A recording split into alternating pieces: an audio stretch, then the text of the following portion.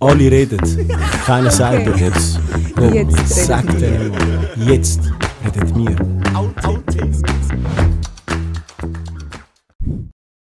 Test, yeah. 1, 2, 1, 2, Mic check. Jetzt redet wir. Herzlich willkommen zu keine Ahnung welche Folge.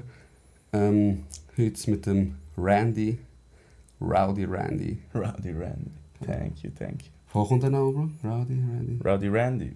Rowdy, lange Geschichte. Ist eigentlich so ein bisschen, ich und mein Cousin. So ein bisschen unsere Philosophie war damals. So die Einstellung Rowdy. Einfach against the odds. Ja. Immer so ein bisschen nicht mit dem Strom gegen den Strom. Geil. Ja, wir kennen uns vom Gym. Vom Gym haben wir uns zufällig gesehen. Du hast dein Zeug gemacht, haben wir das Zeug gemacht. Irgendwann connectet man. Der kennt den, gemeinsame Kollegen. Und ist jetzt auch 3, 4... Ja, sicher 4. Ja. 4 Jahre sicher her. Vor Corona. Vor Corona, genau. Stimmt, das war ja auch noch gewesen. Ja, Die Zeit vergisst man nichts, Bro, nicht? Bro. Ich schwöre dir. Bro, es ist so schlimm. Die 2 Jahre darfst du immer nicht zurechnen. Gell? Ja. Gell? Du machst schon Minus. Weil, Ja. Was hast du gemacht in dieser Zeit, Mann? Katastrophe. Suffering dort, am Hoffen irgendwann. Ich weiss nicht mehr, wo wir die Dings angeschaut haben. Wenn am Mittwochnachmittag haben sie doch die Sitzung gehabt. Dann so die neuesten Regeln, so Ja, bildlich. ja, Und jetzt ja. darfst du wieder ins Gym. Ja, Und ich ja. so, yes, das läuft wieder. Blöde Scheiße, Mann, Bro. Voll. Dort habe ich, glaube angefangen abnehmen. Das war, glaube die Zeit. gewesen. Du hast mich auch noch gekannt als fetter kleiner Türk dort. Ja, dann sind wir eigentlich connected, Bro. Sicher durch den Sport, sicher auch gemeinsame Interessen. Und ich kann sagen, seitdem ich dich kenne, bist du eigentlich immer fit. Also das ist so, finde ich, mega erstrebenswert bei dir. Ist, es gibt Leute, die so fit sind, weißt, und dann wieder nicht, wie bei mir. Ich habe dann abgenommen, ich war fit gewesen, und dann ist es wieder ein bisschen runter, dann kommst und du hast, das ist, finde ich, mega krass, eine Kontinuität. Seitdem ich dich kenne und auch schon die Zeit davor, bist du eigentlich heavy fit, man. Du bist immer rum. Ja, Bro. Um das geht, du musst immer rum sein. Das ist wichtig. Nein, das klingt lustig, aber das ist auch so ein bisschen meine Mentalität, so vom Teenageralter, so ein bisschen Richtung Teenager 2.0. So ein bisschen, dass du musst ready sein musst. Blöd gesagt, ja. Ready for war. Nicht war, nicht Krieg, aber einfach ready für alles, was auf dich kommt. Wir haben so viel Einfluss die ganze Zeit, jeden Tag über keine Ahnung wie viele 1000 Einflüsse von links, rechts, und da musst du einfach standhalten, damit du einfach nur dich selber unter Kontrolle hast.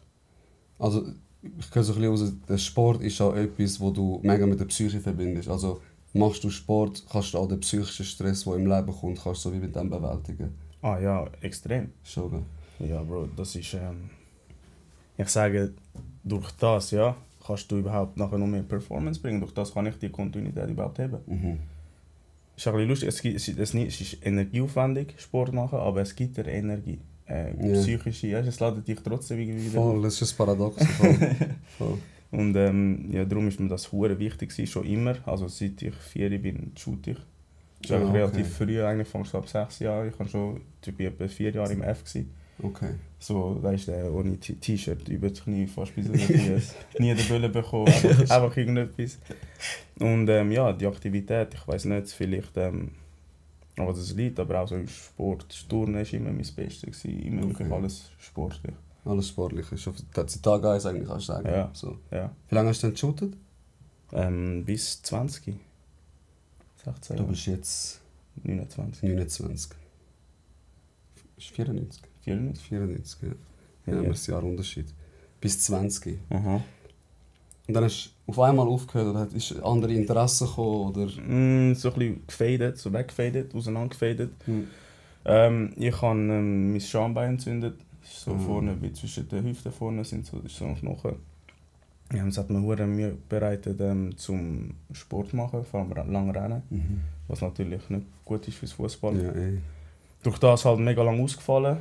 Und dann ja, die Connection verloren. Dann habe ich angefangen mit Physio, Gym. Respektive Gym habe ich schon nebenbei gemacht, neben dem Fußball. Was also wahrscheinlich zur Überlastung geführt hat. Ja. Aber es war dann halt so, gewesen, so ja, ich gehe nicht ins Training, ich gehe ins Gym. Ich bin einfach 5-mal in der Woche ins Gym und immer breiter geworden. Dann habe ich noch ein bisschen angefangen zu boxen.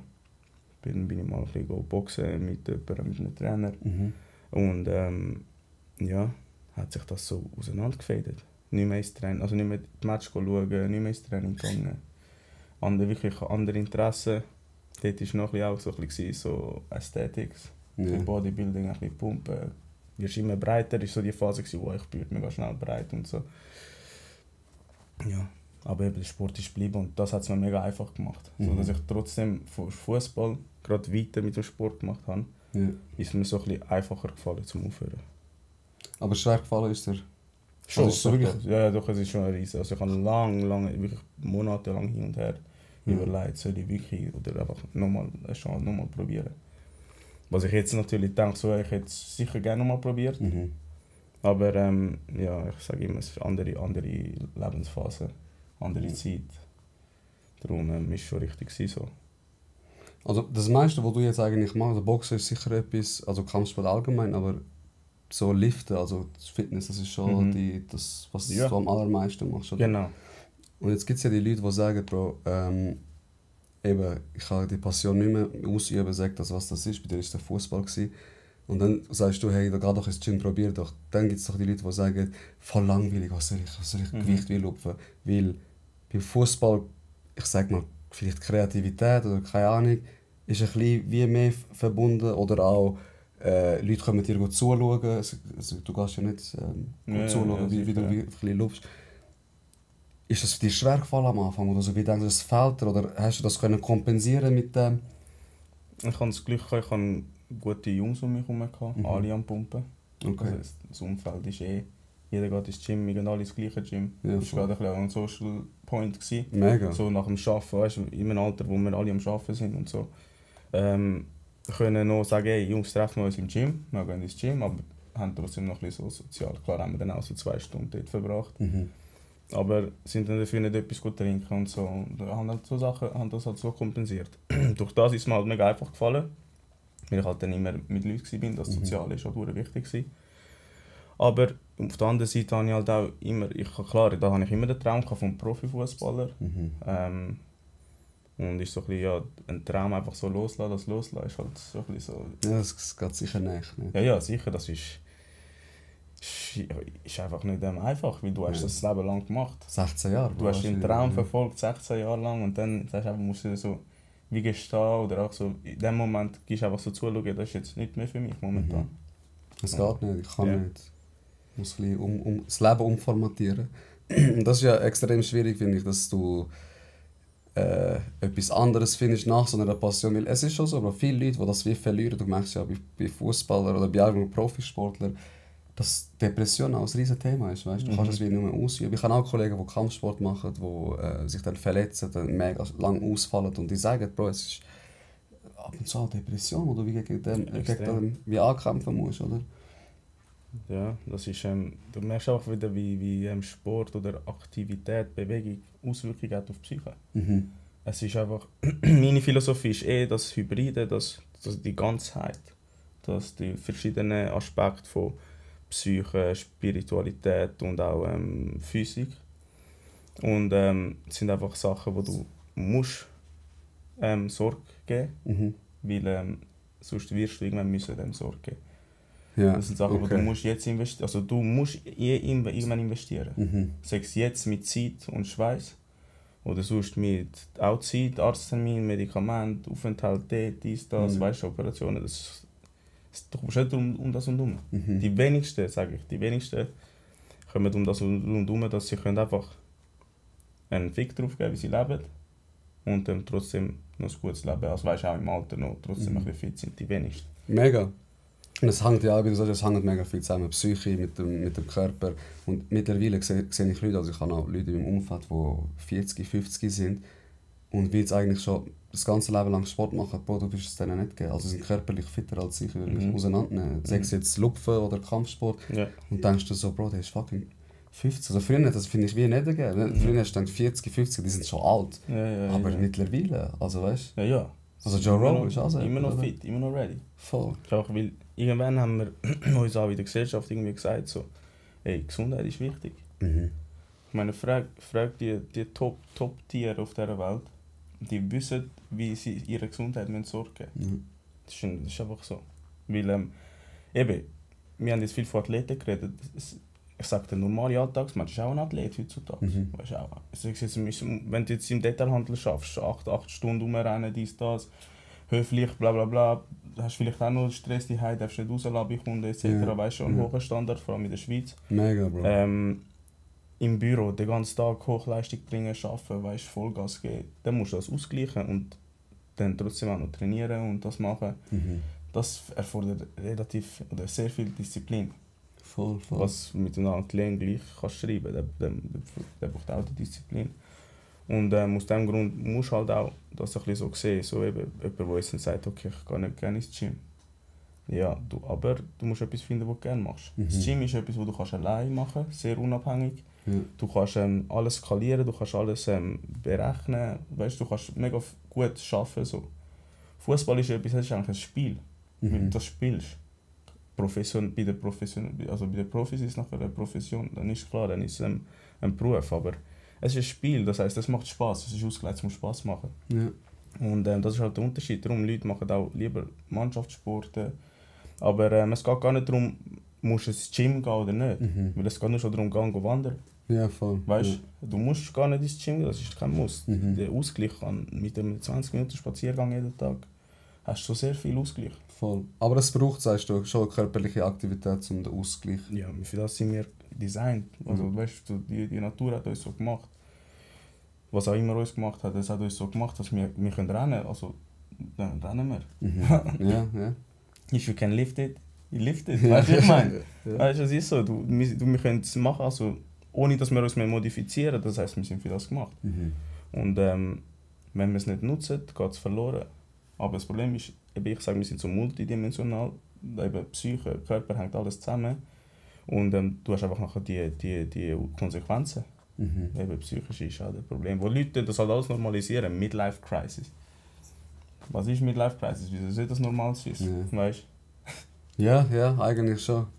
Weil du dann irgendwie auch kein Ziel mehr hast oder du schaffst nicht mehr, was weiß ich. du? Ja, Immer. du bist gesettelt, du hast keinen Trieb. Du hast keinen Hunger mehr, Bro. Ja. Ja, so. Du bist Das satt. ist einfach satt und chillst und machst nichts mehr. Dann kommst du in eine Krise rein. Du denkst so, fuck, ich muss wieder irgendwie etwas machen. Und dann kommst du in crazy Ideen. Und heutzutage sage ich, das fängt schon viel früher als früher, weißt du? So, mit dem ganzen Druck und allem haben die Leute schon mit 25 zum Teil dreht es durch. Mhm. Ja, voll. Und ich sage, der ganze Wahnsinn auf dieser Welt, je nachdem ist ja sehr relativ, hängt auch davon ab, eben, die Leute haben die Balance nicht mehr, den Ausgleich. Ja. Weil wir halt eben mega viel, es läuft so viel, das kannst du machen, die Information kommt, der will etwas von dir, die wollen etwas von dir. Jeder muss Business machen, jeder macht jetzt ein Business, jeder weißt, es ist so wie, was die anderen machen, machst du auch. Ja, voll, ja, du willst ja mit dem Strom schwimmen. Und das wenn es immer weil wieder so sagen. viele Leute hat und du die Möglichkeit hast, so viele Leute anzuschauen, sehe die ganze Zeit, jeder macht etwas anderes. Ja, Du stimmt. kannst nicht alles machen. Und das ist dann das, was dich so in einen Stress bringt, so einen innerlichen Stress, oder die Leute halt. Nachher kompensieren sie das mit, eben, es ist eine unendliche Folge von, nachher kompensieren sie es mit, keine Ahnung, mit anderen Sachen, Drogen, Aufmerksamkeit, irgendetwas, es gibt 1000 Sachen, die du kannst kompensieren. Voll. Das ist ja das Komplexe nachher dabei, weil ein paar Sachen sind so unauffällig, du kannst fast nicht herausfinden, wenn nicht eine 3-Person so dabei ist. Mhm. Mhm. Keine Ahnung, es ist ja einfach, das Leben ist easy, simpel, aber nicht easy, sagen wir es so. Weißt? Ja. Ja, das Rundum, alles was rundum, also eben das Leben, um was geht das Leben? Das ist ja wieder auch so eine mega philosophische Frage. Um was geht es im Leben? Wie willst du darauf antworten? Ja, das muss jeder für sich.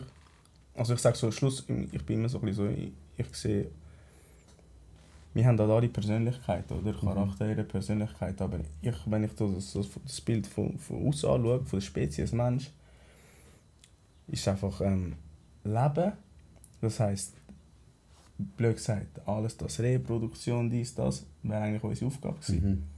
Wir sind aber sehr selbstbewusst geworden, das heißt, wir haben ein Bewusstsein, wo wir wissen, wer wir sind, wir haben einen Charakter, eine Persönlichkeit. Ich glaube, jetzt ist das Leben einfach Leben. Ja, einfach Einfach erfahren, wir machen alles, jeder macht was er will. Weißt, es bringt nicht irgendetwas auf die Beine stellen oder irgendwelche Strukturen aufstellen. Jeder macht was er will schlussendlich. Ja, schon. Ja. Hinter 4 Wänden ist jeder ehrlich und dort macht jeder was er will. Voll, ja. Ja, das ist schon so, Bro, weil am Ende des Tages ist es schon immer eine Maske, die du wie anhast. Mal mehr, mal weniger, aber allein bist du dann wie ganz, gefaced mit dir selber und ich glaube, ich habe es vor dem Krieg auch gesagt, wo ich mit ihm war, das Anstrengendste ist, glaube ich, sich selber auszuhalten oder sich mit sich selber beschäftigen. Weißt? Weil Fingerpointing ist schon einfach, schau den. Aber ja, schau mal dich selber an, was machst du eigentlich? Ja, das ist das Schwerste, weil es ist das Ehrlichste und das ist eine Wahrheit. Wahrheit tut weh. Ja. Ja. Weil wir sind einfach so sensibel, weil wir halt ein soziales Wesen sind. Und das ist etwas, wir könnten glaube gar nicht zusammenleben in so einem grossen Konstrukt, wenn wir nicht lügen würden. Okay, also das heißt, Lügen braucht es ein, dass die Welt überhaupt erhalten bleibt. Damit wir eine Gesellschaft bilden können. Ja, 100%. Bin ich auch 1000% bei dir. Wäre es ja dann auch so, würden wir in unsere Natur gehen und einer würde irgendetwas sagen, was dir nicht passt, könnte die Situation ganz anders enden, weißt du? Aber am Ende lügst du halt, sagst du, hey, chill und so. Oder weißt du, wenn du etwas regt dich auf, lügst dich selber an. Sagst, hey, schau jetzt, es regt dich auf, aber du willst die Situation ruhig behalten. Und dass eben die kleinen Lügen, sei es jetzt andere anlügen, dich selber anlügen. Wie auch, dass immer seine Prinzipien, weißt du, dass immer seine Prinzipien wollen stand bleiben und nie davon abweichen. Das ist auch nicht, also weißt du, das Extreme halt, oder wir neigen sehr zu Extremen. Extrem, ja. Immer, es muss immer extrem sein, weil jeder weil es jeder macht, will jeder es richtig machen. Verstehst du? Es ist so wie, ich bin nicht wie jeder, weil das ist das, was wir verlieren. Wir verlieren den Wert. Jeder verliert den Wert. Weil wir so viele Menschen sind, ist der Einzelne nicht mehr so viel wert. Wir merken, ja, das Individuum so, weißt du, hat weniger Platz. Es hat weniger Platz, genau. Und das müssen wir uns immer selber kompensieren. Du siehst es extrem, zum Beispiel auf sozialen Medien und so. Wie Leute sich pushen und klar, weißt du, wenn du jetzt ein Business hast und so, ganz etwas anderes. Aber so, Leute pushen sich und vermarkten sich und weißt du, so sich privat, persönlich. Und das ist halt, die Frage ist, warum? Haben sie sonst im echten Leben, blöd gesagt, zu wenig? Wo verfangen wir uns irgendwie? Ist es wie ein Netz, wo wir unsere Seele, blöd gesagt, weil wir ja wirklich nur noch die Aufmerksamkeit dort drin verfangen. Es ist sehr, keine Ahnung, man kann nur, du kannst immer deine eigene Theorie aufstellen, du kannst aber nie irgendwie sagen, es ist so, wie es ist. Ja, irgendwie macht das Leben spannend, aber irgendwie macht es auch so ein bisschen trostlos, weil ja, all die Fragen eben, für was leben wir, was ist nach dem Leben, das sind so Fragen. Es gibt 1 Milliarde Theorien, aber es stimmt jede genau, also jede hat ihre Daseinsberechtigung. Wenn ich jetzt sage, wenn ich tot bin, dann will ich im nächsten Leben eine Tasse, keiner kann mir das Gegenteil beweisen, Alter, weil... Und fix. Und weißt du, so Fragen gibt es mega viel und darum gibt es ja auch so viele verschiedene Meinungen. Ich habe jetzt kurz wegen Corona gehabt, dort fängt es ja schon an, Bro. Der sagt so, der sagt so, der sagt so. Was Social Media mega... Also es ist extrem gescheit und geschickt gemacht, aber es bringt mega viel positive Sachen mit sich, finde ich, kann man sagen, sonst hätten wir es ja nicht. Aber auch mega viel Negative. Und das die grösste Negativität von dem, finde ich, jeder Mongo kann Anhänger für seine Meinung finden. Ja, sicher, ja. Du weißt wie nichts, sagst etwas, der andere berührt das gleich, will keine Ahnung was. Und schon ist eine Theorie aufgestellt. Bei 9 Milliarden Menschen findest du jemanden, der ähnlich gleich... Es muss ja nur eine kleine Ähnlichkeit, du musst nur einen Triggerpunkt auslösen. Wir werden alle so automatische Marketing-Roboter. Wir vermarkten alles und wir wissen, okay, ich muss Emotionen auslösen, weil uns wird beigebracht in der Berufswelt, hey, verkauf dich gut und so. Weißt, es ist alles, es geht nur um das.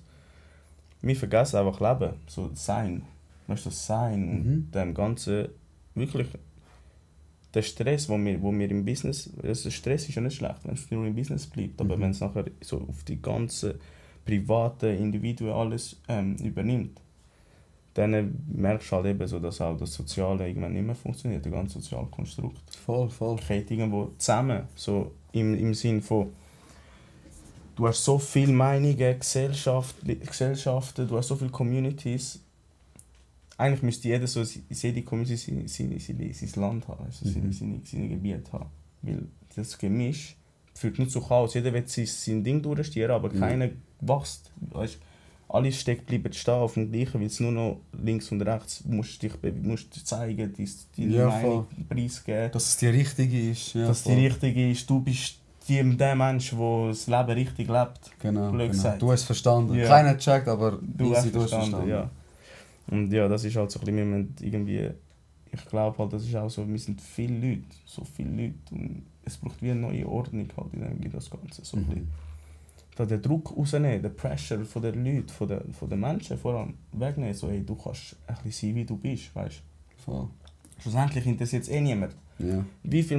Sag mir, wie viele Leute gestern dir aufgefallen sind, die lustig angelegt, komisch angelegt sind oder billige Marken haben oder keine Ahnung, etwas Dummes gemacht haben. Du vergisst es, du bist mit dir selber beschäftigt. Ja, genau. Jeder ist mit sich selber beschäftigt. Aber das sage ich auch immer, weißt, Leute, die auch Sachen sich nicht trauen, weil andere dann etwas sagen. Das ist auch mit dem Podcast, ganz ehrlich, es schwebt mir so lange vor. Aber ich kann auch denken, was denken denn die anderen? Alter, scheiß doch drauf. Die Leute denken sowieso die ganze Zeit, reden tun es Amigo, die reden 2 Minuten darüber und dann haben die eigene Probleme und die vergessen dich. Wie du sagst, ich habe vorher versucht zu überlegen, wer komisch angelegt ist, wer... Keine Ahnung. Ich bin so in meinem Kopf drin, ich gebe doch einen Fick drauf, Mann.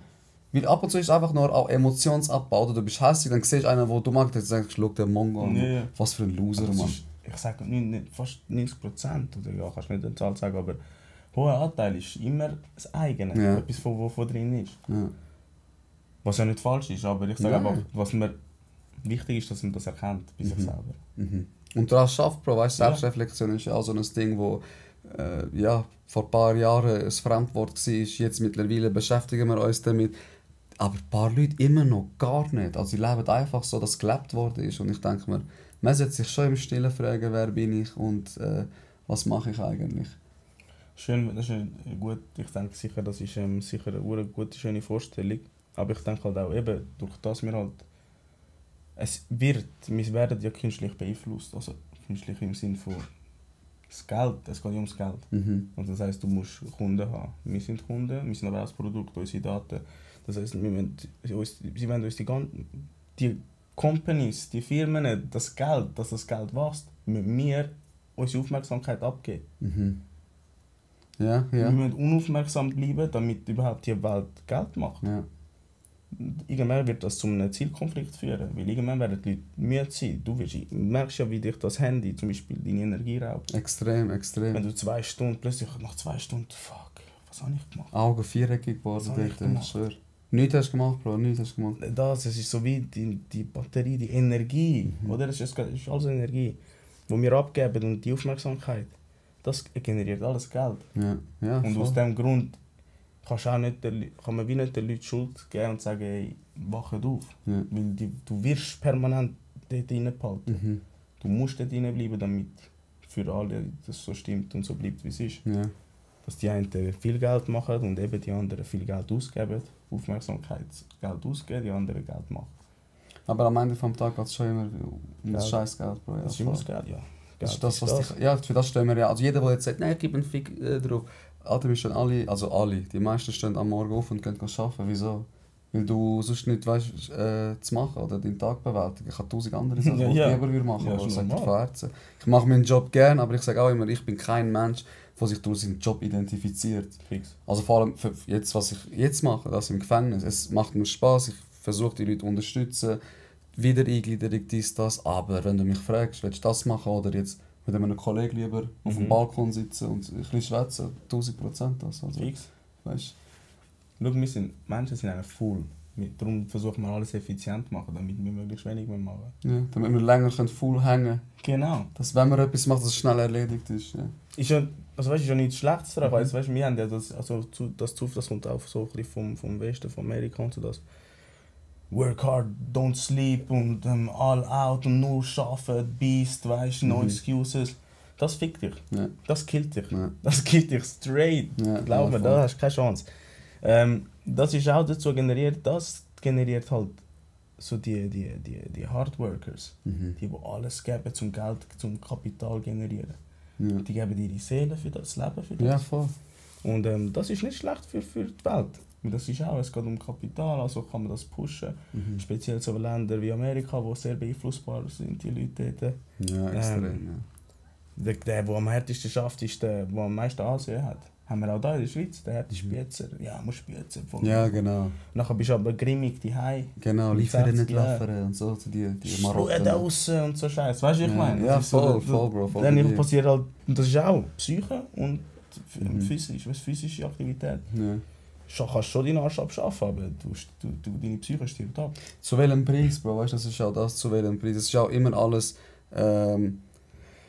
Aufwand, den du betreibst und welchen Ertrag du wie hast. Wenn ich am Ende des Tages 40 Jahre geschuftet habe, keine Ahnung, Rückenprobleme und psychisch am Arsch bin und 1 Million auf dem Konto habe, Bro, fick das Geld, ganz ehrlich. Man. Was bringt mir das, wenn ich jetzt in den letzten 10, 20 Jahren kann ich ruhig leben? Ja, aber in den letzten 40 Jahren habe ich gar nicht gelebt. Also, was hat mir das gebracht? Wie ruhig kannst du dann leben überhaupt? Ja, voll. Musst du immer Pillen schmeißen.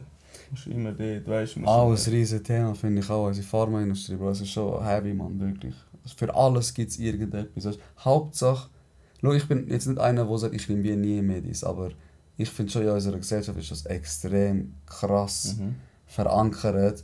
Blöd gesagt, ein Joint ist verboten oder darfst nicht rauchen, ist etwas eigentlich von der Natur. Ich sage jetzt nicht, ob es gut oder schlecht ist, sei dahingestellt. Aber bei Panikattacken oder sonst etwas gibst du irgendwie Medikamente jeden Tag. Die Pharmaindustrie verdient sich einen goldenen Arsch und macht dich eigentlich nur gefügig. Also du sollst doch eigentlich darauf hören, hey, mir geht es nicht gut, ich kann aktuell nicht liefern, ich muss mir eine Pause machen, ich muss keine Ahnung, Sachen finden, die mich wieder pushen. Nein, ich friss das scheiß Ritalin oder die scheiß Xanax und mach dann weiter.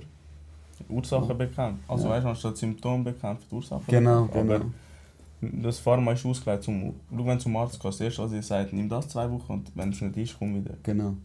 Was ist? Also weißt du, erstmal hast du mal gerade einen Termin verkauft nochmal. Genau. Ein Produkt verkauft. Also weißt du, es ist ein riesen Verkauf gerade stattgefunden.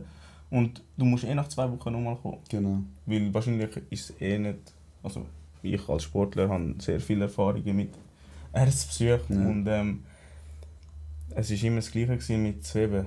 Nimmst du Ibuprofen, wartest 2 Wochen, wenn nimmst das, wenn es nicht nützt, kommst du wieder. Und ich habe mal so, ein Kollege hat mir gesagt, so die Ärzte, also so ein guter Spruch, so ein bisschen, die Ärzte sind eigentlich nicht da, um dich zu heilen. Sie sind eigentlich die Aussendienstmitarbeiter von der Pharmaindustrie. Ja, ist eigentlich schon so, ja. Nichts gegen Ärzte, gar nicht gegen Ärzte. Gut, ich kann Kollegen, die Ärzte sind und das braucht es sehr. Es ist ja die Pharmaindustrie, die das leitet. Ja. Weißt du, was ich meine? Es ist, die Vorgaben kommen von irgendwo. Oder es ist einfach so. Und ja, aber es ist wirklich ein sehr krasses Thema, das mit der Pharmaindustrie. Es gibt Leute, die schlafen keine Nacht ohne Schlaftabletten. Voll. Die stehen auf und nehmen die Schmerztabletten, weil sie eben schon wirklich abhängig sind von dem Scheiß und so. Und zum Teil Sachen, die du ohne Rezept bekommst. Genau, ja. Das ist ja das Krasse. Ja, also das wird ja auch, weißt du, so Dafalgan und so, wo du ohne Rezept bekommst, das kann auch tödlich enden. Also auch dort macht die Menge, es gibt Leute, die denken, das bekomme ich eine freie Apotheke, das kann ja wie nicht schlecht sein. Alter, das kann dich auch ficken, also, das kann deine Leber kaputt machen, keine Ahnung, was für alles. andere Allgemein. Folgen. Und schlussendlich, von wo kommt die Medizin? Also, es wird irgendwie geforscht in der Natur. Also weißt du, ich meine, ein Stoff kommt ja von irgendwo, also ein Stoff existiert schon irgendwo. Du musst ihn ja nur künstlich herstellen. Und das ist ja das, weißt du, was ich meine? So ein bisschen, du hast es ja, wieso musst du es nicht nur künstlich herstellen? Ja. Bro, das ist wirklich das Zeit und Geld. Wir haben keine Zeit zum Warten, weil eben, du musst wieder arbeiten. Wenn du jetzt eine Grippe hast, nimm mal kein Medikament, dann bist du vielleicht 3-4 Wochen wie am Arsch. Aber baller dir Neocitran jeden Tag rein, nach 3 Tagen hast du wieder das Gefühl, hey, ich kann wieder, weißt du? Zum einen das und viele Stimmen gibt es auch, die sagen, gegen Krebs und so gibt es schon Medikamente. Die tun das einfach vorenthalten, weil wenn du jetzt sagst, das Medikament gibt, würden wir so eine krasse Einbüßung haben, wegen der Chemotherapie, die nicht mehr Bestrahlung, all das. Es ist am Ende wieder nur das Geld. Jetzt sagen andere, das ist eine Verschwörungstheorie, sei dahingestellt, was ist, aber dass sie auf Geld aus sind und uns einfach leistungsfähig oder leistungsbereit machen, das ist, finde ich, voll offensichtlich. Also das kann keiner irgendwie wegreden. Nein, also ja wirklich, ich sage gleiche Meinung. Kannst du nicht mehr, doch, kannst du nicht verneinen. Ja. Ich weiss, also weißt, es gibt zum Beispiel, sie haben so ein Tribe in Afrika. Und das ist krass. Die leben einfach von es sind Sammler und Jäger und die leben wirklich im Busch und so.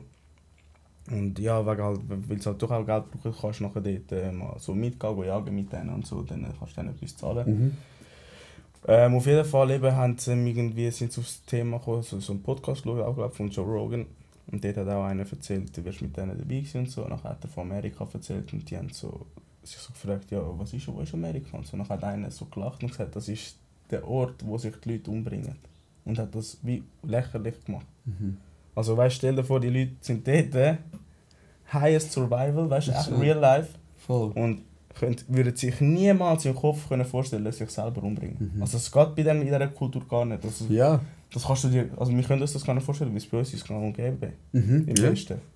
100%. Also Und das ist eigentlich bedenklich. Aber es ist so crazy normal. Ja, Selbstmord hat sich wieder, Leute machen sogar Spass über das, weißt du? Aber ja, es ist... was auf dieser Welt, also weißt du, was muss, wieso tut sich irgendetwas überhaupt selber auslöschen? Also es muss irgendetwas falsch sein, weißt du? Voll, Bro. Oder dass der Mensch... Also nicht, dass der Mensch falsch ist, aber nein. Weißt, etwas passiert, irgendetwas im System. Oder die Konditionen, wo er muss leben oder sie muss leben, sind einfach nicht gemacht dafür. Zum Beispiel mega also Selbstmordrate ist ja in Japan. Dort ist zum Beispiel, wenn du das Studium nicht schaffst oder so, dann verlieren deine Eltern das Gesicht, weil du einfach ein Loser bist in ihren Augen, dass die Leute sich dann suizidieren. Also du musst dir das mal geben, Bro. Es ist beschämender, wenn dein Sohn sein Studium nicht schafft, als wenn er sich umbringt. Denkst du, lieber ist er tot. So, das ist ja so ein bisschen der Mindset von der Gesellschaft. Ja. Und denkst du, alter Mann, also merkt ihr nicht, dass in Ländern, wo so Leistungsgesellschaft oder der Leistung orientiert sind, Suizidrate viel höher ist? Das ist doch kein Zufall. Ja, schon, ja. Also, und vor allem in der Schweiz, finde ich, und darum also der Podcast oder allgemein, eben du kennst mich auch, ich habe lange in der Psychisch gearbeitet, jetzt arbeite ich im Gefängnis. Das muss einfach angesprochen werden. Es ist so normal, dass wir Issues haben oder auch Probleme und man kann offen darüber reden. Das ist nicht etwas, das totgeschweigt werden muss. Wenn ich meinen Arm breche, gehe ich zum Arzt. Wenn ich Depressionen habe, gehe ich zum Psychiater. Klar, ich sage nicht immer, du musst gerade in eine Klinik gehen, aber wir müssen uns einfach den Stress rausnehmen und Happy Points und einen Ausgleich schaffen, dass du das Leben kannst bewältigen kannst. Es sagt dir keiner Danke, wenn du psychisch gestresst arbeiten gehst und Geld verdienst und bist nur unglücklich. Die Leute merken das, das Umfeld merkt das, die Familie bekommt das mit. Das strahlst du aus, die Energie strahlst du aus. Du ziehst nachher auch nur noch mehr so Scheiße an. Das ist... Ich meine, ja, Magnet, A- und B-Pol. Und ich sage, alles auf dieser Welt läuft so. Alles auf dieser Welt läuft A- und B-Pol. Der eine zieht sich an, das andere stößt sich ab. Ja. Und Plus und Plus gibt Minus. Und Minus gibt Plus. Blöd gesagt. Und das ist halt, der Mensch ist so ein bisschen, wie soll ich sagen, sehr, sehr, er will immer die Aufmerksamkeit. Also wir haben alle Aufmerksamkeit. Extrem, das ist etwas Schönes. Ja. Und wenn du halt ihn kannst belohnen, indem du ihm sagst, Schaffen ist gut, dann die Leute verlieren sich. Die Leute verlieren sich und dann sagst du ihm, schau, du kannst, ja, ich habe es vorher schon angesprochen, die ganzen Einflüsse, was du dir kaufen kannst, dein Leben. Sie sagen dir, was dein Traum ist. Ja. Die verkaufen dir dein Leben. Und wir müssen das irgendwie so ein Reset-Button. Weißt, jeder muss sich ein bisschen klar sein, vieles, 80% braucht er nicht. Muss er nicht machen. Er muss sich auch mal wirklich ehrlich zu sich selber sein, wieso macht man das alles, wieso kauft man das alles. Ja. Also weißt, man muss auch ehrlich, ich muss es nicht mal erwähnen, jeder weiß es sogar. Bei mir macht es gerade. Es ist immer für die anderen, es ist immer nur für das Aussenbild, wie werde ich wahrgenommen. Und das ist aber, man selber ist dann wahrscheinlich auch so, dass man auf Aussehen von anderen schaut, weißt? Und dort muss man ja schon anfangen, selber schon sagen, ey, schau, ich tue mal meine Werte hinterfragen, meine Prinzipien und dann auch danach handeln. Und zwar nicht stur und durch die Wand mit dem Kopf jeden Tag. Voll verbissen, ja. Nein, easy, es ist alles easy. Wirklich, das Leben ist easy und locker. Ja. So kommst du gesund durchs Leben. Easy und locker. Es muss gar nicht alles hart und streng und weißt, es muss alles ein bisschen locker sein, weil also, Du kannst nicht kontrollieren, alles was du nicht kontrollieren kannst, musst du eigentlich auch, musst dich gar nicht kratzen. Du musst keine Energie und kein Gefühl in Sachen investieren, die du eh nicht kannst beeinflussen. Ja, zero. So. Für was? Ja. Das ist das Einzige, was du musst jeden Tag überlegen kann ich, oder einfach immer so einen Moment innehalten versuchen. Vor jeder Entscheidung, vor jeder Verurteilung, Beurteilung. Einfach mal schnell schnaufen und einfach 2 Sekunden darüber nachdenken, bevor du redest. Weil das ist das, wo sie uns zwingen, das schnelle Reagieren, das schnelle Handeln. Und wir kommen dann gar nicht mehr nach. Und wir wollen dann auch alles schnell machen. Alles muss schnell sein. Schau, Leute haben heutzutage 5 Termine in einem Tag. Nachher kommen sie, bam, alles ist so. Okay, ja, ich brauche gar nichts, ich muss jetzt weiter, bam. Dann gehen sie das genau beim nächsten. Ja, voll. Und nicht einmal, nachher ist eben, kannst du sie nach 2 Wochen fragen, und wie war es letzte Woche mit dieser Person, dem und dem? Boah, easy, chillig, aber eigentlich wissen sie genau nichts mehr von dem, weißt du. Die Leute vergessen ihren Alltag. Ja, du kannst nicht immer im Stress wie im Moment sein, du kannst nicht immer im Leistungsmoment sein. Du musst aber dann auch wieder runter, du musst wieder den Ausgleich so finden, Immer. oder? Es ist wie Steigen. So, dann gehst du ein bisschen, bleibst und dann gehst du runter. Ja. Aber dann gehst die Recovery ist immer, sagen wir, halb so lang wie die Stressphase. Aber dann hast du eine Aufbauphase, das ist wie in einem Trainingsplan, wo du dich wieder ein bisschen orientierst. Jeder hat das, wo er sich immer wieder das aufräumen, das sich neu fühlen, weißt du, okay, ich muss jetzt mein Leben wieder in den Griff bekommen, ich muss jetzt, fangst an dein Pult machen, fangst alles ein bisschen, weißt du, neue Ordnung und ja, so, genau. fängt sie an. Und diese Phase, die musst du geniessen, das ist eine schöne Phase, einfach lang ziehen, weil dann kommt eine Phase, wo du dann wirklich Vollgas gibst. Und nach dieser Phase chillst du wieder. Genau, dass du Kraft schöpfst, dass du die Energie kannst leisten und wenn du sie nicht mehr hast, dass du dann wieder Kraft schöpfst, man. Genau. Das ist nicht immer bam. Aber ich wollte etwas ansprechen, das ist auch so etwas, was ich maximal triggernd finde. Die Erwartungshaltung, weil du vorher gesagt hast, dass immer müssen reagieren. Allein du schickst eine Nachricht, die Person ist online, geht wieder offline, schreibt er nicht. Du fühlst dich schon wirklich so betüpft oder denkst, das schreibt die Person mir nicht. So, dass, wenn ich etwas geschrieben habe, muss gerade wieder eine Antwort kommen. Voll nicht, Alter. Wieso nicht? Ich habe mal letztes Mal eine kennengelernt, wo man gesagt hat, sie hat Push-Nachrichten zum Beispiel abgeschaltet. Von Dingen. Dann habe ich zuerst so überlegt. Ich denke, eigentlich eine geile Idee. Weißt, sie hat gesagt, ich gehe ans Handy, wenn ich ans Handy will. Also ich lasse das Handy nicht mich kontrollieren, sondern wenn ich Bock habe, dann gar nicht. Wenn etwas extrem krass Wichtiges ist, Notfall, dies erreichbar sein, Leute können wir anrufen. Also so, weißt, wieso müssen wir immer so das, wieso hast du nicht zurückgeschrieben? Alter, vielleicht habe ich jetzt gerade die Energie nicht dafür. Es ist nur ein SMS. Nein, Bro, es ist nicht nur ein SMS. Ich bin jetzt vielleicht, keine Ahnung, mein Bild am Malen, will schon etwas nachschauen und dann möchte ich mich nicht aus diesen Emotionen, die ich gerade fühle, mich rausreißen lassen, in etwas anderes reinrühren und dann wieder raus. Verstehst du? Ja. Das finde ich. Bro, das ist halt, das sieht man das halt mit dem WhatsApp-Zeugs und so. Sieht man können mit dem Handy draußen sein und wirklich, wo eben die Erreichbarkeit auch haben, blöd gesagt. Mit dem blauen Häkchen, dies und das. Ja, genau. Ja, das ist halt das die Ego-Problem, die Leute haben. Gell? Die Leute nehmen alles persönlich. So, er hat mir nicht zugeschrieben innerhalb von 2 Minuten, der Wichser und so. Ja, voll. Das ist ein komisches Sieg. Die Leute fangen wirklich an zu trippen und gerade so in so eine negative Blasphase reinkommen. So. Dich komisch an, weißt du, dich gerade mit einem ganz anderen Blick anschauen und voll persönlich. Und das ist auch das. Die Aufmerksamkeit, eben, weil wir so viele Leute sind. Die Leute brauchen die stetige Aufmerksamkeit von allen. Weil sie von niemandem eigentlich haben. Weil schlussendlich hat niemand eine Aufmerksamkeit. Voll. Weil eben, wie gesagt, blöd gesagt, ein gutes Beispiel, so, eine Frau tut das Bikini-Bild rein und hat 100'000 Likes. Das ist 100'000 Mal Aufmerksamkeit. Aber der Wert von der Aufmerksamkeit ist so gering. Weil das sind Leute, die einfach Licht weg. Weiter. 2 Sekunden. Ja. Sie hat 100'000 von denen. Aber trotzdem, das ist ein kleiner Wert. Das ist wie 100'000 Mal Scheiße. Ja. Also 100'000 mal 2 Sekunden, ja, so, weißt du, genau. es sind nur 2 Sekunden, Alter. Das ist nichts. Aber die Leute tun sich nachher anhand von dem so benehmen, oder? Die kommen den Wert und kommen in einen Grössenwahn rein. So ein bisschen à la, hey, hast du nicht gesehen, ich habe 100'000 Likes auf meinem Bild, Mann. Schau, wie du mit mir redest. Ja. Ich schwör, schau, wie du mit mir redest, Mann. Ja, weißt du so. Das ist echt schnurren. Und ja, voll gestört. Und so das gestörte Bild und das ist halt das, die Star-Allüre. Und das ist schon die grösste Marketingorganisation für mich, ist so ein bisschen Hollywood. Ja. Die haben der Menschheit das Leben vorgeschrieben. Das sind das Gefickte am Ende vom Tag, wirklich. Bro, Frauen wollen so wie ein Liebesfilm, das Leben, das wie ein Liebesfilm läuft, Männer wie ein Porno. Checkst? Und das ist das, was alles kontrolliert.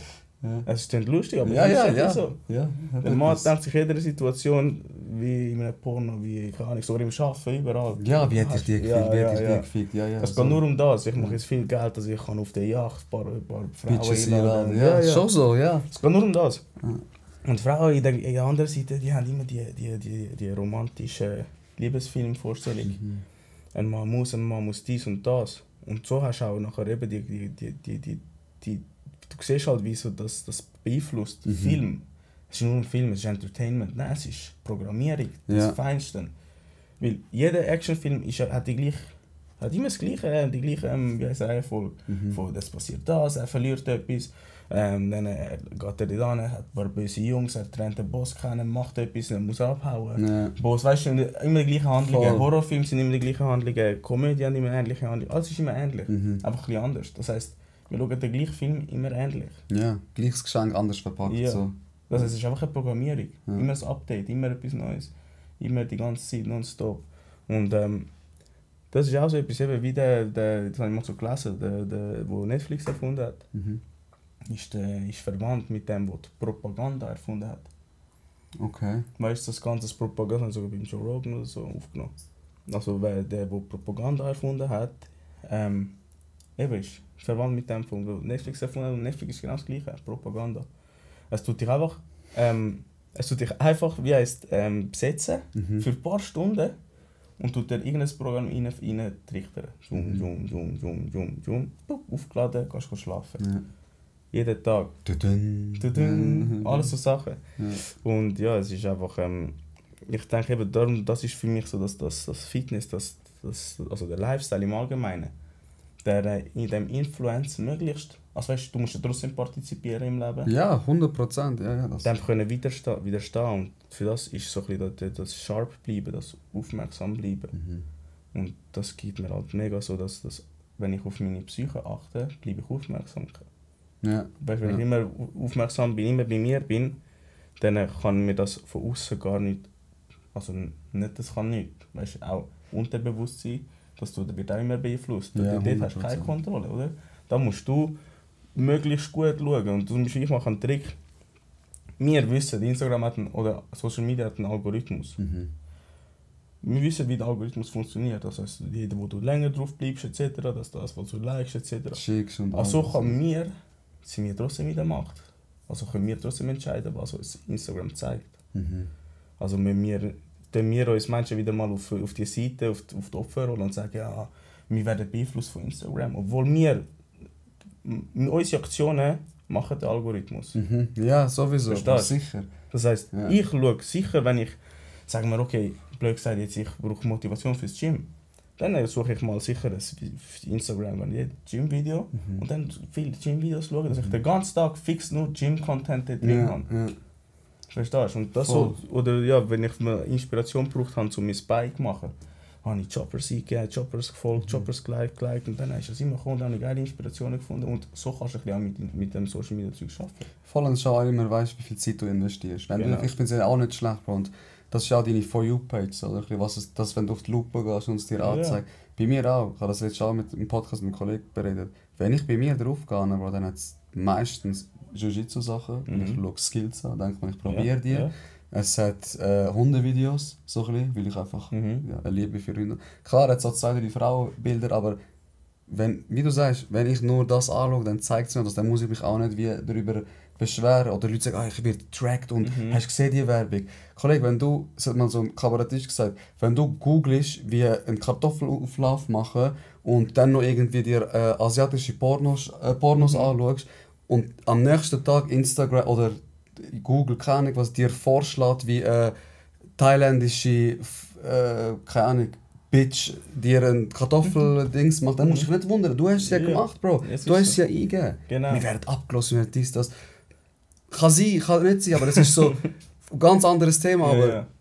Bro, es ist so, hört auf, immer sagen, die anderen, reflektier mal dich wie selber. Klar, ich gehe auch rein, wir sagen ja auch nicht so, ey, Leute, hört uns zu und lernen das Leben wie von uns. Sagen wir nicht. Nein, gar Wir haben nicht. auch dunkle Tage, wir uns geht es auch mal scheiße, wir können uns auch nicht ab und zu für Sachen motivieren, oder geht auch mal bei ins Handy rein.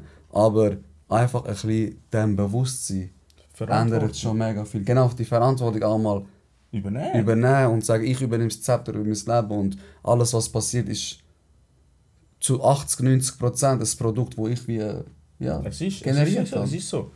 Leute haben, wenn sie sehen das Problem, motzen, zeigen darauf, aber sie warten, dass jemand anderes das kann lösen. Ja. Und das ist jedem Aspekt so. Ja. Wie das beste Beispiel bin ich auch dabei. Also weißt, wenn ich von Leuten rede, ich bin auch Leute. Ja, Weißt, voll. das ist immer. Und das beste Beispiel ist mal die Waschmaschine kaputt gewesen bei uns im Haus.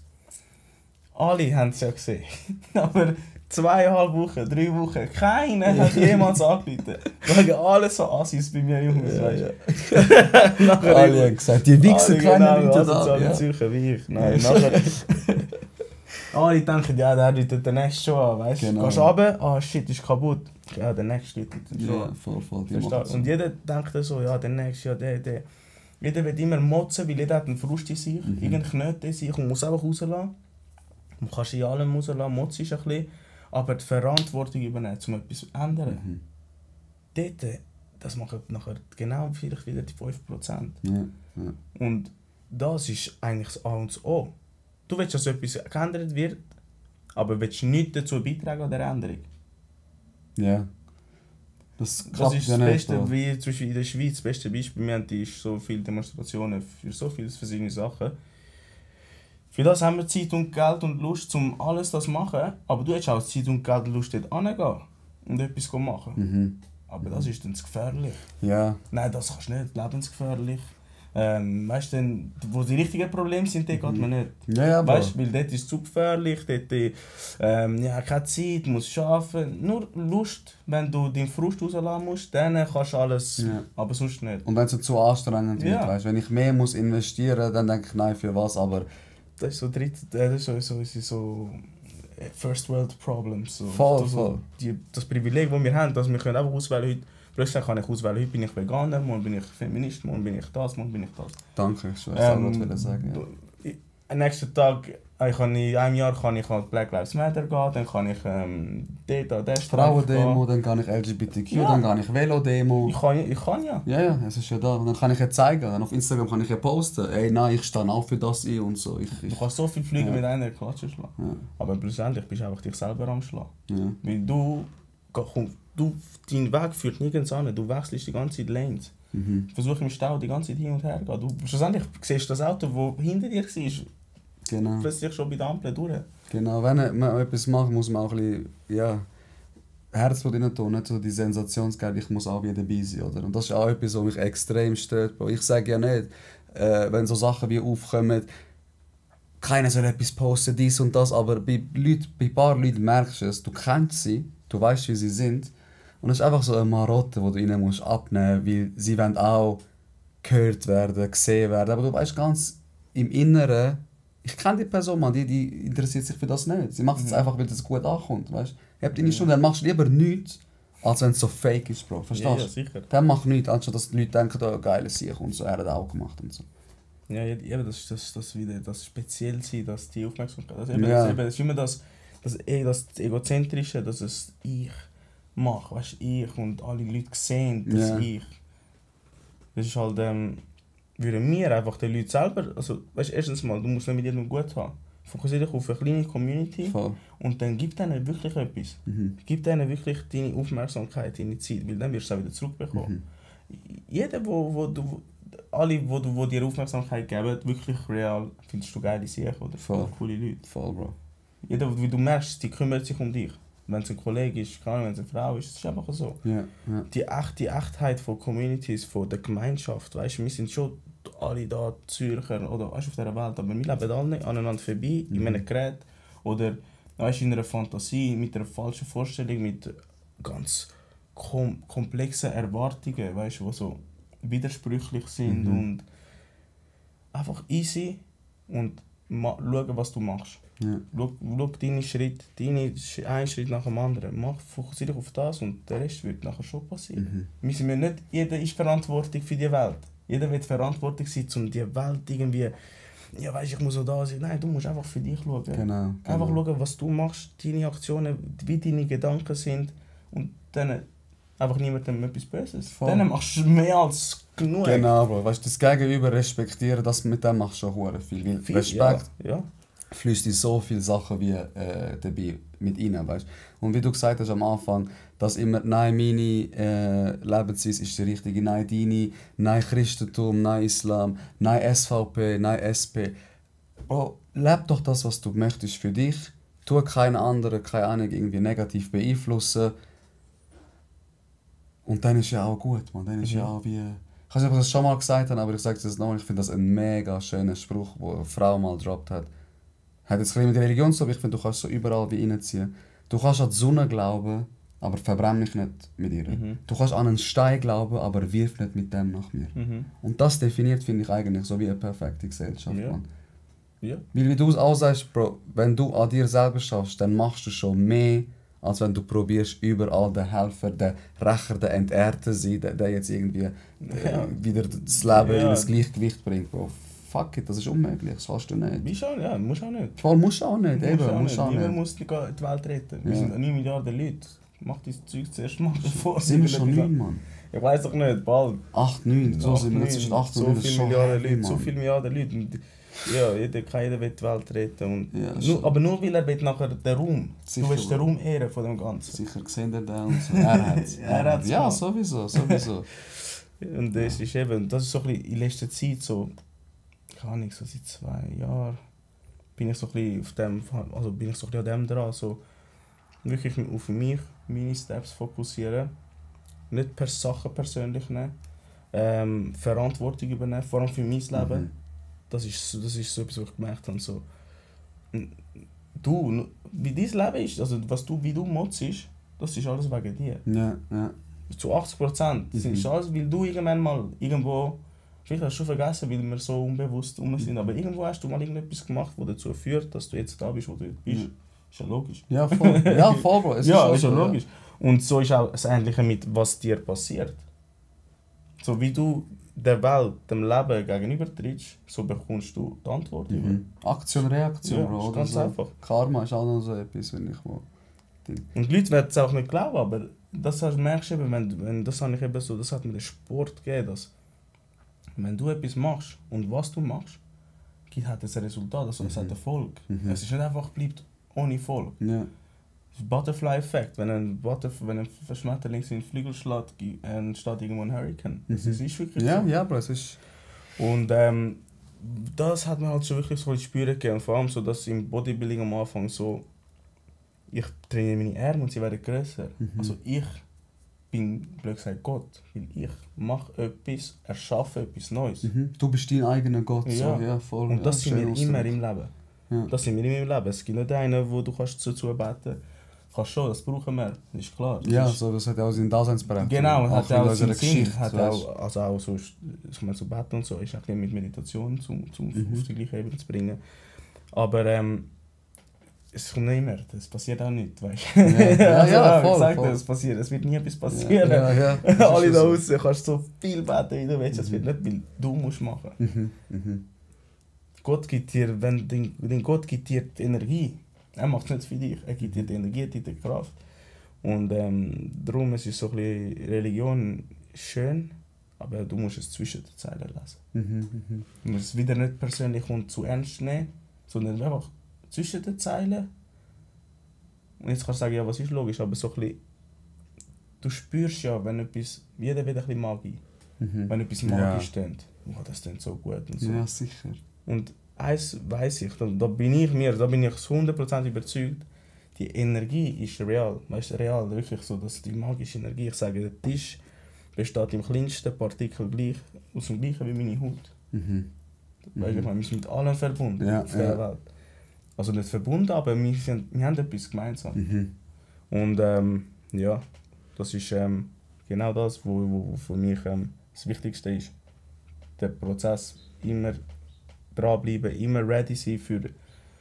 Müssen wir nicht ready sein für Leute, aber für halt die Einflüsse. Ja, voll, ja, Bro. Weil eben, es ist... Leute ist jetzt einfach sinnbildlich für die Probleme, die wir haben. Wir müssen jetzt nicht schlägeln oder wir haben nicht mehr die Probleme, die Leute früher hatten. Oder wir in der Schweiz haben kein Problem, kann ich mit einem vollen Magen ins Bett gehen. Die Probleme hast du wie da nicht, weißt du? Zum Glück, ja. Ja, und mal sich auch an dem wie besinnen und auch mal ein bisschen appreciaten, was man hat und sagen, hey, viele Probleme, die ich eigentlich auch habe, wie du sagst, generiere ich auch selber. Also, wenn ich die Probleme generiere, dann kann ich sie ja auch rückgängig machen, wenn ich etwas dafür mache. So. Macht Sinn. Ja, es macht voll Sinn. Hast du noch zu trinken? Ja. Ja, gut. Und eben, du gibst selber Personal Training, Bro. Eben seitdem ich dich kenne.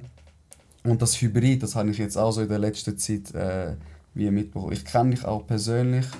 Du bist ein spiritueller Mensch. So, es ist mit dir, ja. Du hast vorher erwähnt, dass das Hybrid auch so ein bisschen eine Einstellungssache ist. Oder? Wie würdest du das definieren? Oder was ist denn so... Was macht dein Training aus, Bro? Was dein Personal Training? Jeder hat ja einen USP, wo er so wie ein bisschen hat, oder? Auf was lässt du Wert? So, was heisst Hybrid? Heißt eigentlich Kreuzigung, oder? Also Kreuzung. Und ja, ich tue eigentlich... Für mich ist so ein bisschen die Kreuzung von... Ich sage Psyche, Geist und Körper. Okay. Das ist schon der Abex. Bro! Purer Wodka, wir trinken nur purer Wodka. Da am Samstagnachmittag. Genau. Mach jetzt Sport. Ist du ausgeglichen? Nein. Nein, Hybrid ist einfach so die Vereinigung von... Ich sehe so unseren Körper auf 3 Ebenen. Eben Geist, Seele, Psyche und Physik. Und jetzt ist so... Seele kannst du nicht kontrollieren. Ja. Das ist für mich die Energie, also wie sagt man, die purste Form von Energie von uns. Wir spüren es, aber wir können sie nicht kontrollieren. Ja. Ich sage aber, wir können sie kontrollieren, indem wir unseren Körper und unsere Psyche kontrollieren. Ja. Unsere Psyche können wir kontrollieren, indem wir einfach unseren Körper arbeiten lassen. Und darum ist es so, arbeiten, Psyche kontrollieren, Seele ist glücklich. Okay, also du sagst so, Seele funktioniert unwillkürlich, wir haben keinen Einfluss, aber das, was die Seele wie... beeinflusst. Ja, oder was sie so ein bisschen, der Output von der Seele, kannst du... schlägt auf deine Psyche und die kannst du kontrollieren, indem du aktiv hier bleibst, oder? Ja. Weil ich sehe es ein bisschen so, man kann auch sagen, Unbewusstsein und Bewusstsein und halt der Körper. Dass du dich nachher nicht mehr kennst. Ist gut. So Unbewusstsein und Bewusstsein und der Körper. Und du kannst mit deinem Bewusstsein deinen Körper steuern und das hilft quasi, dass das ernährt dein Unterbewusstsein. Ich sage, ein gesunder Körper verlangt auch einen gesunden Geist. Ja. Oder führt zu einem gesunden Geist. Ein gesunder Geist, oder sagen wir, ein gesunder Kopf kreiert einen gesunden Geist. Stell dir vor, du bist da in ein Männchen und du musst arbeiten. Aber jetzt ist das Ganze, deine Psyche ist dein Kopf und das ist ein riesiges Chaos. Das meine ich kann gar nicht arbeiten. Ja, voll. Also wie willst du jetzt überhaupt? Und um das Chaos überhaupt zu bewältigen, muss der Motor laufen. Für das muss der Körper arbeiten und laufen. Er muss funktionieren. Ja. Du musst den Knopf drücken und es muss funktionieren. Wenn es nicht funktioniert, fängst du an Steuerungen zu bekommen. Aber jetzt musst du das Männchen zum Arbeiten bringen, gesund und arbeiten. Also musst du deine Psyche aufräumen. Für das musst du den Körper zum Laufen bringen. Und der Hauptaspekt ist immer dein Kopf. Da innen lebst die Stimme, die mit dir redet, jeden Tag. Das ist das ist 100% von dir, also nein, ja, vielleicht so 80% von deinem Tag. Du bist mit dieser Person, mit dir selber. Bro, das ist nonstop. Ja. Monolog des Todes. Leute sind am Struggeln mit sich selber. Ja. Wirklich so, gehen raus und sind ein bisschen verschupft und in der Gesellschaft, wissen nicht, wo sie sind, weißt, wenn sie sich einteilen, haben gar kein Bild von sich. Ja, voll. Spüren sich nicht, Bro, ja. Und das ist das, wo ich immer meinen Leuten auf den Weg gebe. Ey, fokussiere dich einfach auf dich, spür dich. Schau, dass du einfach wirklich dich bewegst. Was auch immer deine Psyche gut tut, machst. Ich sage nicht, du musst meditieren, Atemübungen machen und so, das ist kein Muss. Aber es muss etwas sein, das dich ruhig, wo dich in einen Status bringt, wo du einfach bist. Mhm. Also es ist wirklich, weil Meditation ist eine Studie, das ist bewiesen. Ja, das ist und, evidenzbasiert. es muss dich in einen Status bringen von Sein, von Ruhe. Weißt, von körperlicher und auch mentaler Ruhe. Bei der Meditation ist eigentlich nur die Seele, die ein bisschen schnaufen kann. Voll, ein bisschen schnaufen. Und mal alles... Überleg, Leute, wenn du meditierst, du nur schnell Pause machen. Pause von dem Ganzen. Und schnell wie dem ganzen System Ruhe gönnen. Kraft schöpfen. Ich sage, es bringt dir nur schon 5 Minuten am Tag. Ja. Die ganze Verarbeitung, die du hast, 5 Minuten am Tag und ja, ich weiß nicht, ich glaube 5 Minuten am Tag ist schon wert. Für das ist dann nachher gut. Das ist auch das, weißt du, ich finde, wir gehen mega schnell in das rein. Wieso soll ich das machen, als würde es mir nachher wie besser gehen, weißt du? Das soll dir selber anlegen, mach doch einfach. Ich kann immer noch sagen, es hat mir nicht geholfen, weißt du? Ich habe jetzt angefangen, ich bin zum Beispiel Morgenmuffel, ich bin am Morgen nicht so gut drauf. Ich habe mich auch reflektiert, mittlerweile wirklich stehe ich viel besser auf. Und was ich jetzt mache, ich stehe am Morgen auf. Zuerst habe ich immer Kaffee rausgelassen, weißt du, wie das funktionieren, geh duschen, gehen, schnell anlegen. Nein, ich stehe auf, dann gehe ich 5 Minuten erstmal auf den Balkon. Und ich schnaufe einfach, Bro. Ich habe mein Handy nicht in der Hand, ich bin einfach so ein bisschen, was muss ich heute machen? Weißt du, das ist auch so eine Art von Meditation, so ein bisschen, wie fühle ich mich heute, wie kann ich mich so wie kontrollieren. Und dann mache ich mir, das habe ich letztes Mal in einem Podcast, du hörst sicher, ich habe mich zuerst versprochen, aber Bro, ich sage dir, 5 Tage in der 7-Tage-Woche jeden Morgen einen Grapefruit essen oder ausdrücken. Bro, ich mache das immer noch, seitdem du mir das gesagt hast. Es gibt Zeiten, wo ich es nicht vernachlässige, aber jetzt, so seit wieder, sagen wir mal, 2 Monaten, dann mache ich mir den Saft. Ab und zu habe ich vorher auch gemacht, können wir nachher auch machen, Wassermelonen rein, 3-4 Pfefferminzblätter. Bro, was für Kaffee, Mann.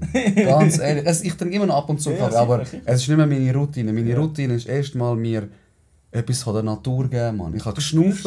Voll, ja, voll. Ich spüre es, ich brauche es. Der Körper braucht das. Es ist so... Es ist dann so holy moly, magisch, wie du denkst, aber die Natur ist...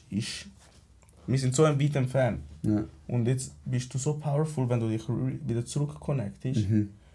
Versuch mal nur barfuß immer 5 Minuten am Tag barfuß auf die Wiese oder so. Oder barfuß laufen.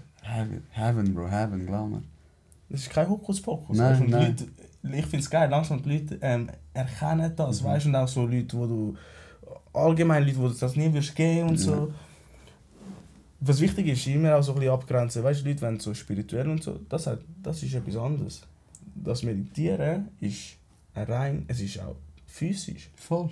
Weißt, es ist eine Pause, du gesagt hast. Ja, es ist eine Pause. Es ist nicht nur spirituell und dass du nachher ein Guru bist. Und im Regen tanzen. Ja. Spürst mich, fühlst mich. Gar nicht. Das ist wirklich, das braucht es. Vor allem mit dieser Geschichte. Es braucht den Reset. Einfach mal Pause, nichts machen. Oder einfach mal einen Tag in der Woche gönnen. Und sag einfach nicht, Leute fühlen sich schlecht, wenn sie sich einen Tag frei nehmen. So, heute mag ich nicht, fuck, ich habe nichts gemacht. Und das ist so ein bisschen, möchte ich den Leuten mitgeben, so hey, ist das wirklich wichtig, weißt, ist es wichtig, dass du so hart schaffst, dass du nachher ein AMG fährst, dass du nachher kannst in einer riesen Hütte wohnen, wo du, weißt, das ganze Geld und der ganze Energieaufwand, ist es wirklich wichtig? Ja. Und das muss man sich einfach ehrlich fragen, ist das alles, was ich will und wie fest will ich das? Oder wie fest ist das in mir influenced worden, dass ich denke, ich will das? Ja, voll. Wie kann mir das irgendwann mal so gemerkt, so so viele Sachen, die ich will ich gar nicht eigentlich. Das ist so, wenn einer neben dir vor die ganze Zeit redet, ich will mal einen fetten Lambo, und wenn der das 5 Jahre macht, irgendwann willst du einfach auch einen fetten Lambo. Ja, sicher, Bro. Das ist eben das Influence, darum hat es ja so krasse Reichweite, das Ganze, weil wir lassen uns beeinflussen, wie du sagst, mit den Medien und eben die Werbung zeigt dir, schau, so sieht ein perfekter Tag aus und denkst dir, ja, voll. Ich hätte nie gedacht, dass das so einen Einfluss hat. Ich hätte auch gesagt, wenn Leute so rappen über das hat gar keinen Einfluss. Und heute muss ich sagen, böser Einfluss, Bro. Schlimm, also wirklich. Also Deutschrap, trinken Codein, bis ich einschlafen, keine Ahnung was, poppen Zeni, dies und das. Und dann stehe ich beim Lochergut dort, Bro, und 15-jährige Leute kommen zu mir und damals war Magratusin noch erlaubt, einfach ab 18, sie können sie mir Magratusin kaufen. Und ich hätte nie gedacht, aber es ist wirklich so. Es ist wirklich so. Früher hat man nicht darüber geredet. Früher, du weißt selber, was hast du? Maximal Smoke a Blunt, da, über das der Biggie grabt. Oder Tupac. Jetzt ist Bro. Vielleicht eigentlich Junkies mit Geld. Junkies mit Geld, Bro. Danke, Mann. Ich Das ist ja auch so. Aber bis jeder Platz schenkt, wenn ihm Geld gibst, wird er genau das gleiche rappen. Wie geil das Heroin in sich anfühlt. Ich schwöre. Es hat einen mega Einfluss auf unsere Jugendlichen, auf die Welt allgemein oder auf unsichere Persönlichkeiten, dass ich mir denke, boah, Mann, ich bin erstaunt. Ich habe immer gesagt, nein, ich höre auch Bushido. Ich habe früher als Kind auch Bushido gehört. Die meisten Tracks kann ich noch wie auswendig, aber ich bin jetzt nie der gewesen, ich gehe schlägeln, wie er sagt, gehen auf die Straße schlägeln. Aber es gibt auch Leute, die kein sicheres Zuhause haben, die keine stabile Psyche haben. Ich sage jetzt nicht, ich bin der Begriff für stabile Psyche, aber dass Leute dann sagen, ja voll, ich identifiziere mich, ich habe keine Vorbildsfunktion daheim. Er ist jetzt mein Vorbild, also trinke ich jetzt das scheiß Macca an, weißt du? Das ist, sogar wenn du das Vorbild hast daheim. Musik ist da, gerade in deinen Ohren. Ja. Es kommt direkt rein, direkt in dein Hirn. Und trifft dich da und da. Ja, den Bass spürst du da, die Wörter gehen da. Es ist halt... Ich glaube, wir sind direkt eine überhebliche Spezies. Wir denken, wir sind der Shit. Wir denken, uns kann uns nicht, alles kann uns. Jeder denkt, denen kann es etwas anhaben, mir nicht. Genau, jeder denkt so. Voll, Bro, voll. Jeder denkt, ich könnte, Hypnose würde bei mir nicht von das, weißt? Jeder denkt immer so, bei mir nicht, bei mir passiert es nicht. Und die Art, die Überheblichkeit kostet einem irgendwann mal. Ja. Also das ist nicht gratis. Nein, und im schlimmsten Fall der Kopf. Also, weißt du, viele Leute, wo ich in der Suchtabteilung gearbeitet habe, haben mir gesagt, ich habe immer gesagt, ey, meine Kollegen können schon rupfen und so, aber ich werde sicher nicht süchtig und so. Und jeder Einzelne hat das gesagt. Wenn du da draussen jetzt bist und das hörst und denkst, ich kann das schon handeln und so, Bro, alle denken, sie können es handeln. Sicher gibt es mal eine Ausnahme oder so, aber das ist so wie eine Ausnahme, wie wenn deine ganze Klasse will Fußballprofi werden und einer schafft es. Etwa so eine Ausnahme musst du wie das geben, weißt du, wie ich meine? Weil das Leben kommt, Bro, und das Leben trifft dich frontal mit dem, was es hat. Sei es jetzt ein geliebter Mensch stirbt oder kein, es wird immer wie kommen. Bau dir es. Bist ready, Ja, bist ready, du sagst, Bro, bist ready. Die Leute kommen, Bruder, Mann. Es kommt, alles kommt. Es werden so viele schöne Tage kommen, so genau viele schlechte Tage. Werden auf jeden kommen, auf jeden. Ja, und darum, be prepared, Mann, ich schwör. Bleib prepared, immer trainieren, Bro. Immer deinen Körper ready machen, damit dein Kopf kann arbeiten kann, damit deine Seele glücklich ist. Brutal, Bruder. Wir hocken schräg, aber wir reden gerade. Bro, überleg. Mach mal, remove mal, ich fange an rappen jetzt. Wir hocken gerade reden. Hocken schräg und reden gerade. Geil. Ey, Brudi, gibt es etwas, wo du ein noch, so als, das sage ich immer, Mic drop, bevor wir den Mic droppen. Ich finde es ein mega geiles Gespräch, wie immer. Wir haben keine Ahnung, wir gehen mal reden wir sicher mal über den Sport, ist ein riesen Thema und es ist um etwas ganz anderes gegangen. Finde ich auch geil, hat auch seine Daseinsberechtigung. Du bist ein spannender Charakter, Bro. Wir werden sicher nicht die erste Folge wie machen. Sehr gerne, ja. Ich freue mich. Ist da etwas, wo du... Bro, nein. Wie gesagt, einfach wichtig, schaut auf eure Psyche, Mann. Es ist so eine grosse Angriffsfläche da. Wir sind so nackt, wir sind uns gar nicht bewusst. Das Gefühl, stelle ich mir das so vor, so, die Leute lachen. Wie easy, du kannst so viele Milliarden Menschen einfach so steuern und machen, was du willst. Nicht Verschwörungstheorie. Nein, aber es ist so. Es sind nackte Fakten, Mann. Und wirklich so ein bisschen auf einem sich selber schauen, was will ich machen. Ich gehe jetzt nicht einfach ins Büro arbeiten, wie das alle machen. Weißt? So ein bisschen überlegen, das Leben ist einmal. Es ist ein Wert, du hast Glück, dass du von keine Ahnung wie viele Zellen der Einzige bist, der gekommen ist. Weißt du, das ist nur schon das. Millionen Spermien und du hast gewonnen, Bro. Nur schon das musst du überlegen, was für ein Glück das ist. Also weißt, das ist... So viele Sterne hat es, nicht mal so viele Sterne hat es, so viele Malen ist, und dein Vater schon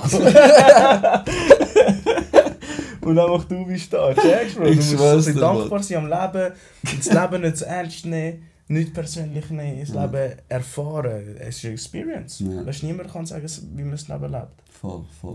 Das gibt es nicht. Du musst Nein, es gibt kein Handbuch, how to live my life. So. Es ist so individuell. Das darf man nicht.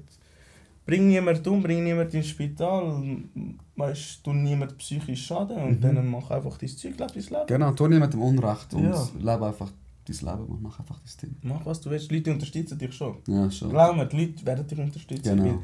Wenn Leute Passion spüren, dann das ist wie eine Flamme.